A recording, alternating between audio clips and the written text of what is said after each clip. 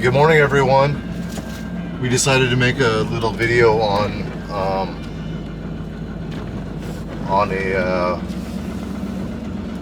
a car that we're going to pick up.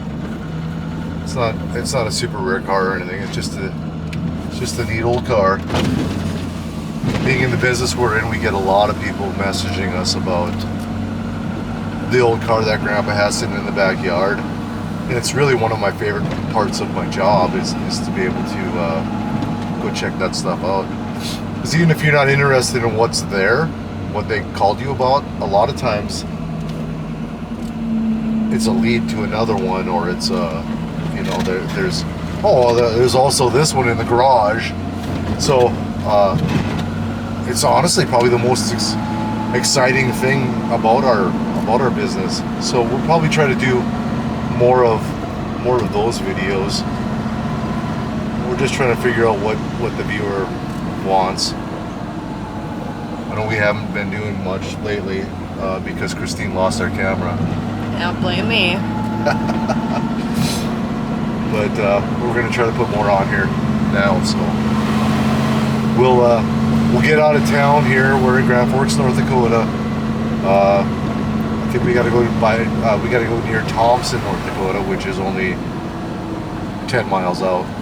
So when we get there, we'll show you what we bought. I bought this car, and I bought another car from the same guy. He is one of those guys that's saving these cars from the crusher. Basically, this was on a family farm. His family somewhere in mid North Dakota, so he traveled quite a bit to get them. And he's not, he didn't charge me a bunch of money for them. He's just one of them guys that's a friend of the car community, because most people would say, man, just let it go, let it get crushed. But one of them was a 38 Ford Coupe. You can't crush that stuff. The world's a better place if that stuff sticks around. So, other one's also a Ford. We'll get back with you as soon as we get there. Thank you. Well, we're not 100% sure where we're going. Guy gave me a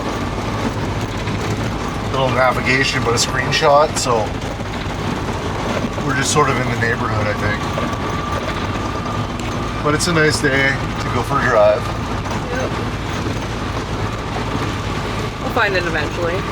Yeah, I guess if it's an old car by the road, we're just gonna take it.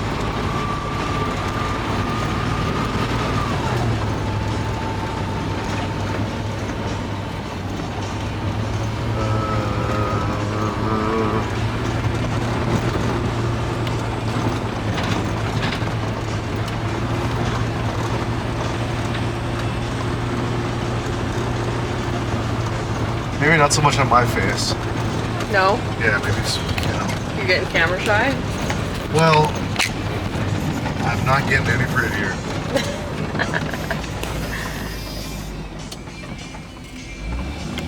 We are dead-ended, aren't we? Yeah, I think so. Okay, so it's not this one.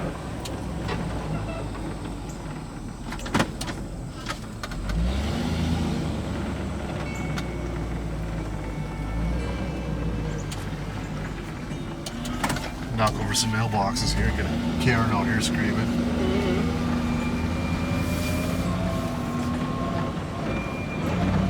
Do you have that picture again? So I can kind of look. So yeah, a link would have been better. Yeah, not just a screenshot. Yeah.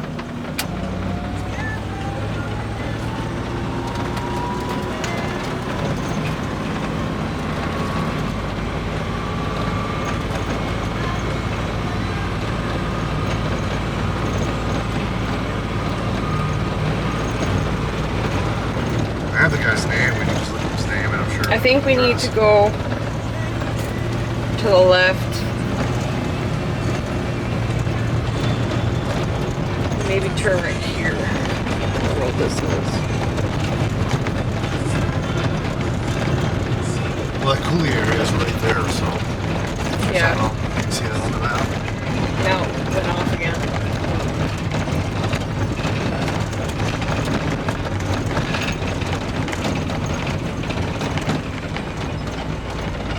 zoom in far enough to tell what's up.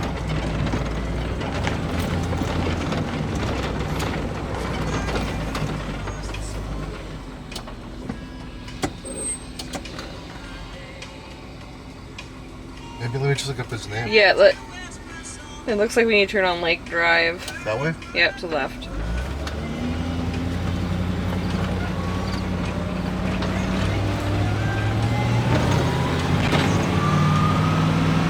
So it'll be a left after the coulee.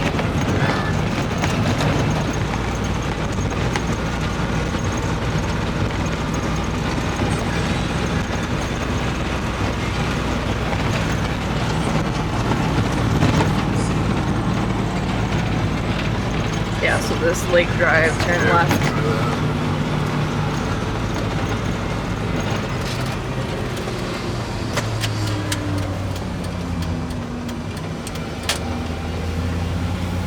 I have a feeling that if he dragged that car out to the driveway,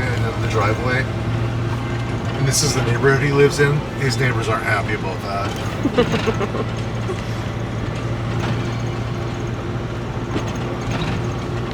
Did email all of them to let them know that it's going to be gone. Yeah. Which way are you thinking? Straight? I'm thinking straight. So at the end of all this, I'm going to look up the guy's name and get an address. But we're just going to play along with Christine for right now. Yeah, it's more fun this way. It's an adventure. Huh. It's always an adventure with Christine F. Yep.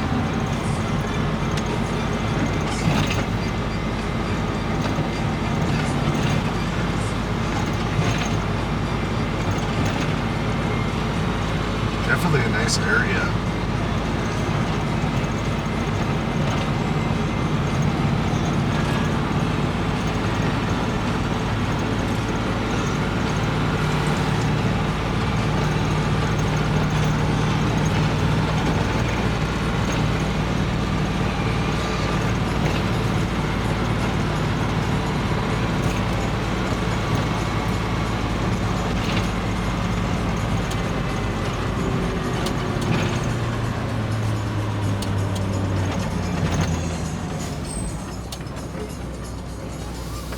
Yeah.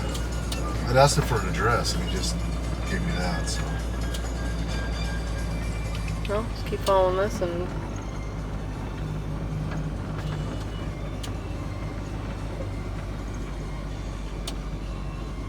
What's up there? Oh, that is it. You should see her nodding right now like she's like the biggest genius ever. Navigator. It happens every time. Even when she fails. Bingo. Even when she fails, she's the greatest. Confidence is key. You could never be too confident. That's right. So there it is. Got an old international pickup back there too. So this is a 49 Ford Tudor. Oh, look at it. I didn't know he's got international stuff back there. There's a bunch of it. Uh-oh.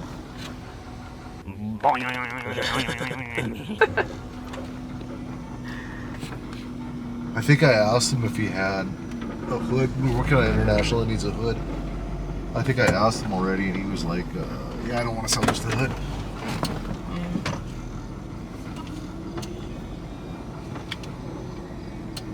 I bet his neighbors don't like him. There's a lot of stuff in this yard. A lot of cool stuff. Neighbors don't like cool people. No, they like everything to look the same. Nope. Oh, look at this guy over here. Working out. All right. We're all fat and gross and laughing at him. This guy's just What a going for nerd. it right in the heat. What a nerd. Nerd.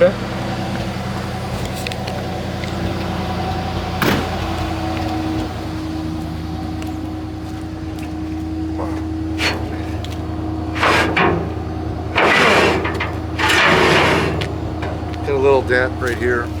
Should buff out of the corner. White walls on it. Let's look at it first, huh? Yeah. It is, oh, 100% parts car. Big hole in the floor over on the other side. It does have a flathead in it that's seized.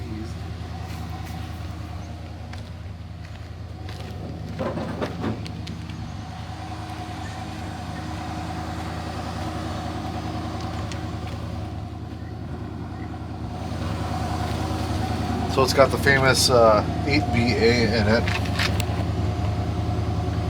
With these old cars, a lot of times you'll open the hood and if you see a bunch of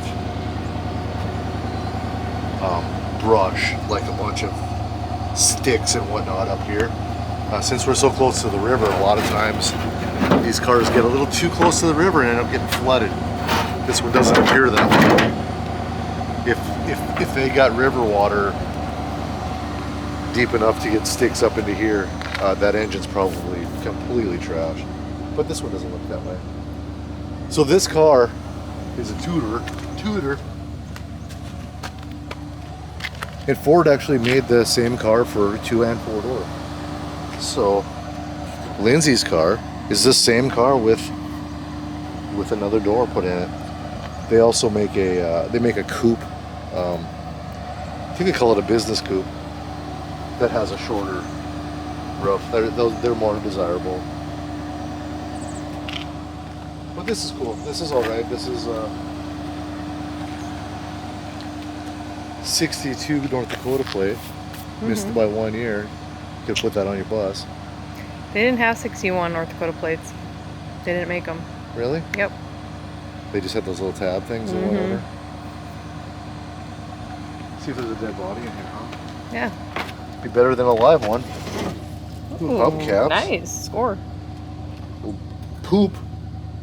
I think they're going to include the poop. No charge. Free of charge. So, can you go around the other side and grab that hook?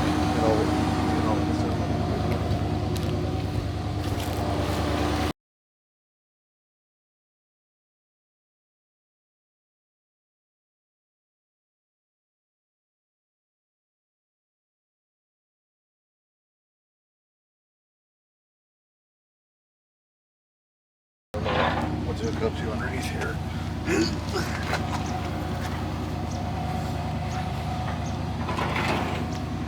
May I? Got it? Yep.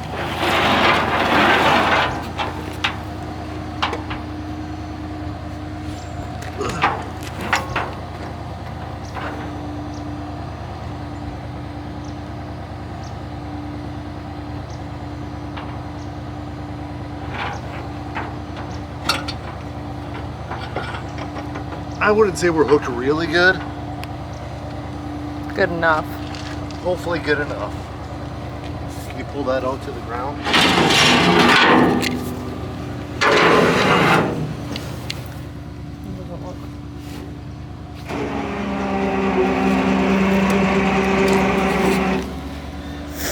Want me to steer it?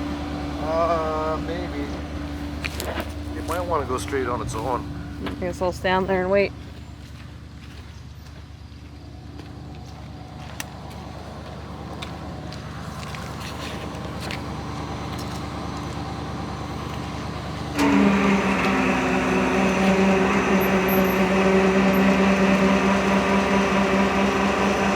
How's it looking? It's rolling pretty easy, huh? Yeah.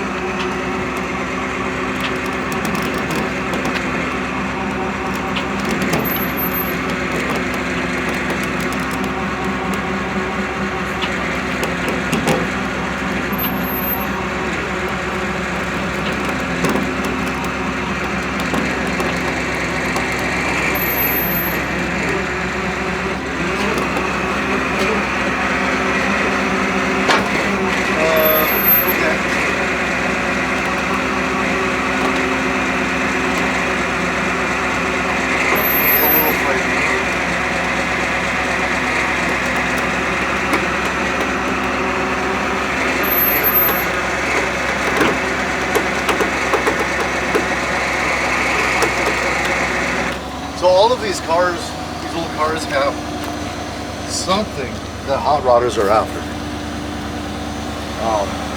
Like normally when you find an old Ford like this, the engine is gone because that's what they want. They want it. Some of these cars had an overdrive transmission. This one does not.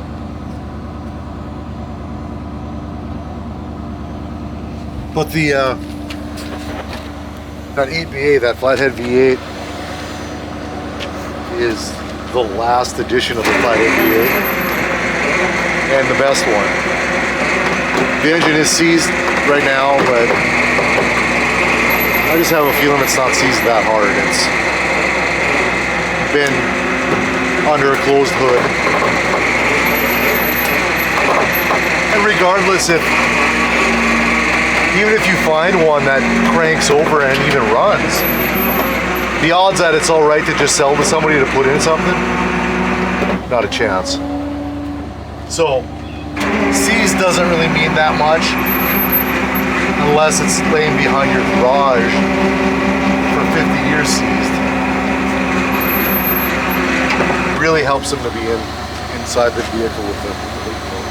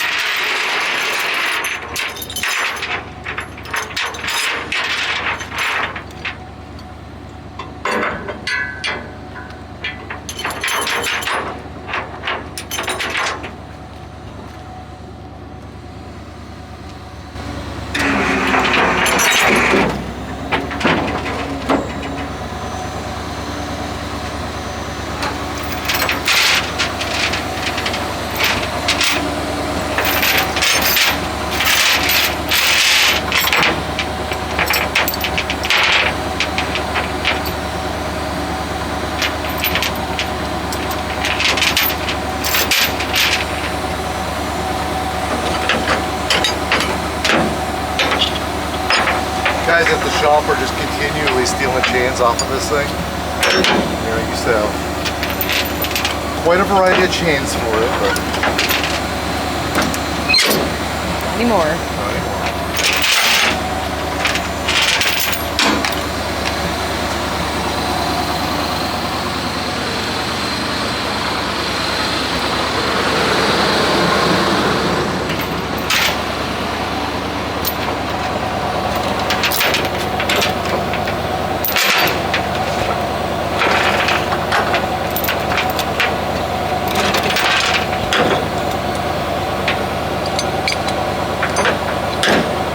So we'll get this back to Park River, which is where I store all of this old stuff. And one day we'll either sell it as a project, which I doubt will happen. It's not a really desirable car. More than likely what will happen to it is we'll sell pieces off of it and we'll end up pulling the engine out. Engine and transmission probably.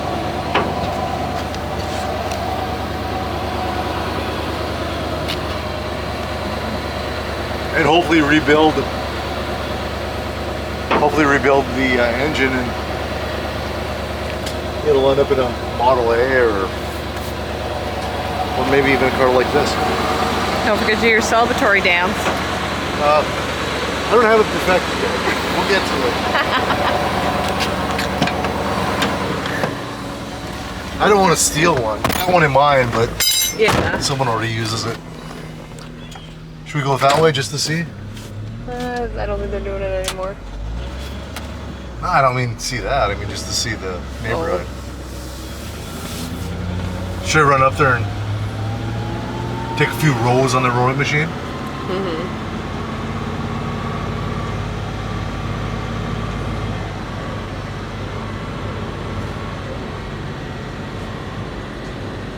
Okay. Anyhow. Sneak a peek. Yeah, I guess. Suddenly I'm into fitness. Uh-huh. Yeah, really nice neighborhood. Oh, yeah.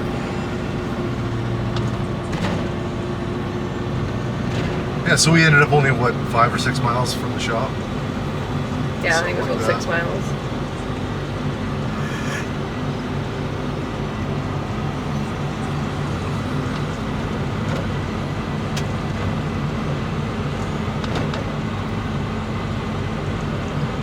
So they call these cars shoe boxes. And just the styling, right? It's all they're all just sort of square. So this car and then 55 through 57 Chevys are also considered a shoebox car. They're just always given nicknames and stuff.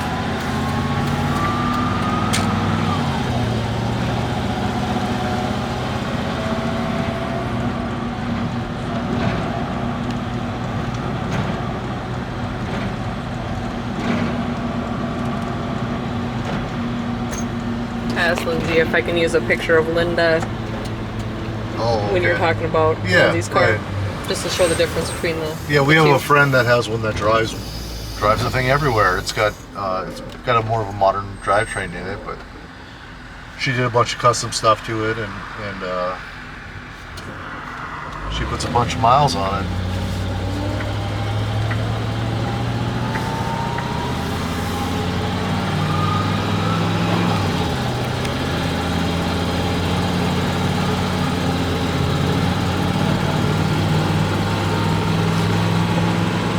It's the North Dakota wave, everybody. Yep. Everybody's gonna wave at you. Smile and wave. Yep. Well, hello there, fella. How are you doing? How's your dad? It's a great place to live.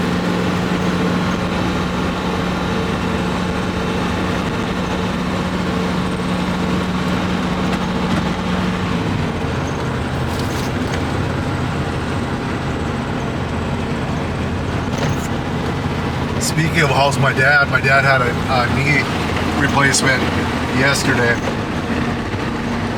and he's 82, and he's a wealth of knowledge when it comes to these old cars, and we're lucky to have him around. I bet I call him once every couple of days. Dad, does this fit this? He's like, yeah, but you got to do this first. You got to use a rotor off of bearing off of a 55 Chevy car, and you can put that spindle onto he didn't learn it hot rodding. He learned it by being a broke kid on the reservation. If they wanted to go somewhere, they made things work. And that's as big a part of hot rodding as anything is, I think. The necessity to get your car back on the road, that was a huge deal. Or the necessity to haul in your crop. You got this truck over here that got crashed into, that's got this engine in it, and you got this truck over here that the engine is bad in. We pick up all sorts of old farm trucks that don't have the correct engine in them, because some old farmer with his stick welder said, we got to get this thing going for harvest, and he just made it happen. And that's what hot rodding is. Hot rodding is making it happen. I had a 50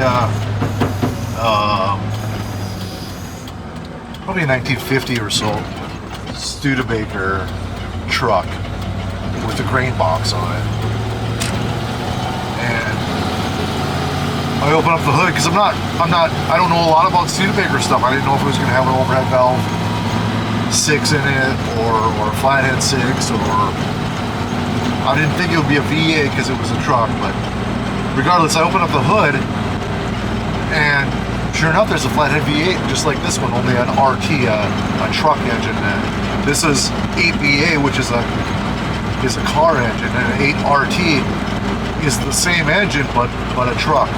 So it'd be different compression ratio, different camshaft, that kind of thing. Just made to pull the load. So anyways, we get that thing back to Dad's scrapyard, and of course I'm tickled pink because I'm a flathead guy, flathead Ford guy always. I was happy that it was in there, right? And we go back and haul some more stuff, and then we find the truck. It's a 49 Ford truck.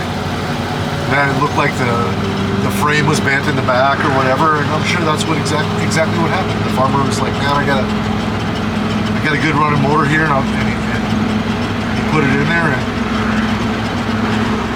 took his 6013 welding rod, cranked her up, and welded the mounts in it. They probably used it for years.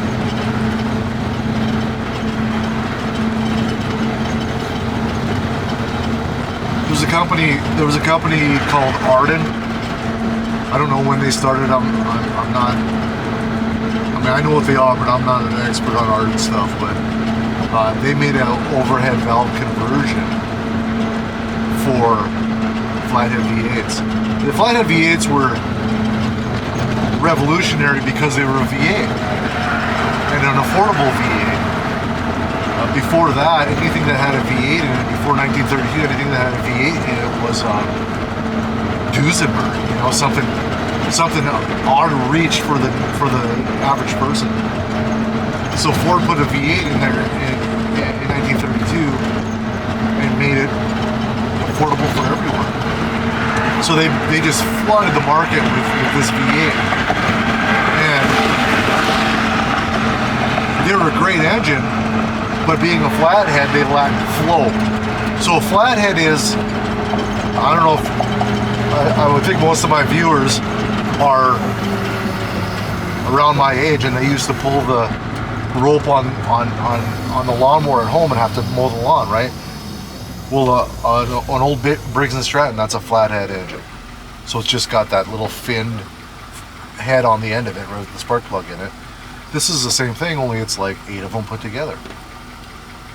So obviously the cylinder heads are 4 cylinders each side, right? So the problem with a flathead is the valves are in the block, so they come up. And the valve opens, and the intake, let's say the intake is over here, right? The carburetor is here and it goes down. Well, it has to go down and then back up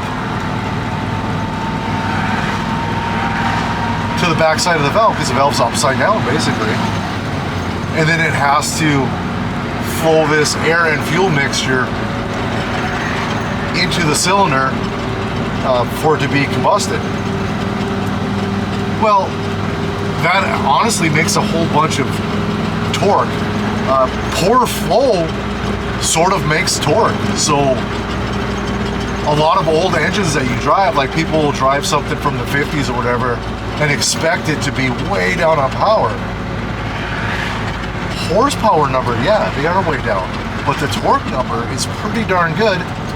And the sad part of that whole deal is it's probably because the cylinder heads don't flow well, or the block doesn't flow well in the case of a flathead. So anyhow, there's a company called Arden that that made these cylinder heads that convert a flathead to overhead valve. Because overhead valve wasn't a new thing.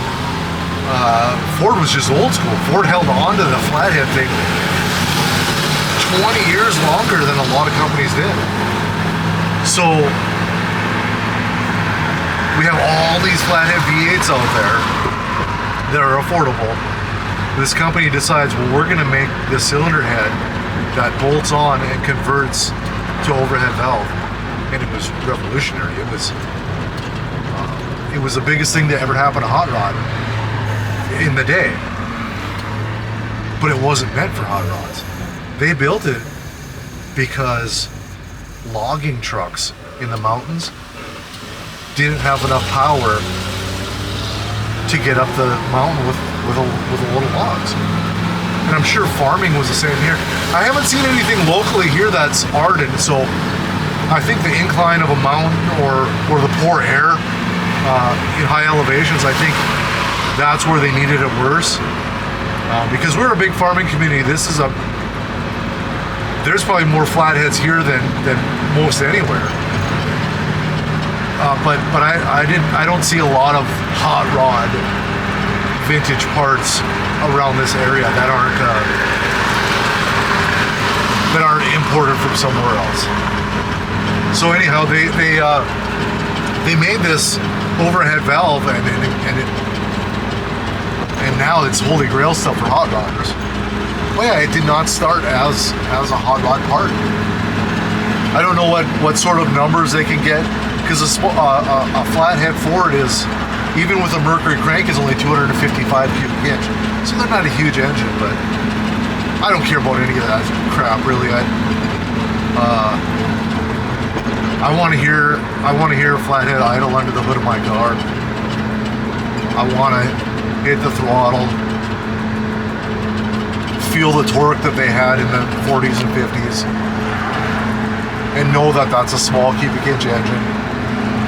And I want to be impressed with it. You do feel them lay down. You'll feel them run out of flow. You'll feel the air going up, down the carburetor, up through the intake, up through the block, and then trying to disperse around this valve. With the head this close to it, you'll feel that happen. You'll feel it just flatten out. I don't care. I think they're a lot of my cars. I call them time machines, because you get in and you push the pedal and you hold the steering wheel, and it feels like you're in a different time. And that's the feeling I'm after 24/7. When we get back, I'll have Christine include a picture of our Roadster that we've been driving around all summer. And that thing's built as traditionally as almost any, well, for sure anything that I've owned. I don't think it was built that many years ago. I think it was built in the 80s probably. But the guy did a good job. He did a good job of making it seem like a 50s build. Been reliable, been a lot of fun.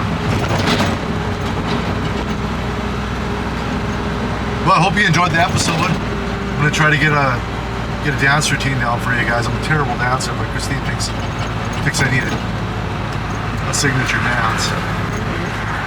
We'll see what happens. Thanks for watching. Hope you enjoyed the video. Click like, share, subscribe. Yeah, what she said. Thank you.